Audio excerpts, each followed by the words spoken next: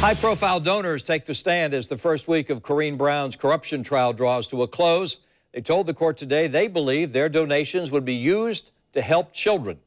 Here are sketches of some of the witnesses who testified. Prominent attorney Steve Padgick on the top left of your screen, then car dealership owner Jack Hanania on the top right.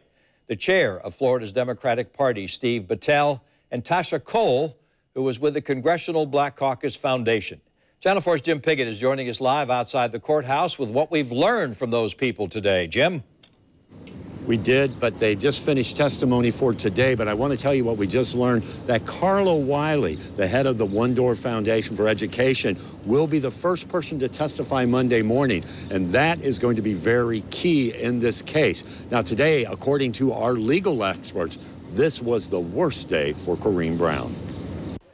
Donors who gave thousands and thousands of dollars to Corrine Brown and One Door for Education charity testified they gave money thinking kids were being helped, not Corrine Brown or her chief of staff, Ronnie Simmons, or Carla Wiley from One Door.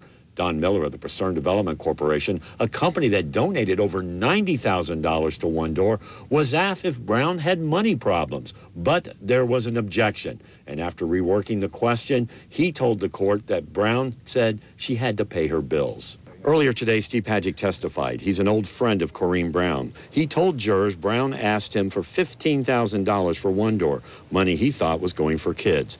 I asked him about his involvement moments after. I really don't feel like I should comment on the testimony in the trial. Can you just how do you feel about testifying? Not on what you testified about, but did you feel comfortable or uncomfortable about that? Comfortable. It's a civic duty to respond to requests like this, whether it's jury service or testifying. I'm happy to do that. Are you concerned about Corrine Brown? I mean, you're such really, a not about what you were testifying, but you're a big supporter. You're a big supporter of Corrine, and is this hard for you? You heard my testimony in the courtroom, and I really do not want to go beyond that. In court, he told jurors he was generous with his wallet when it comes to charitable causes. But if he knew the money was going to Brown or Ronnie Simmons' bank account, he would have never donated.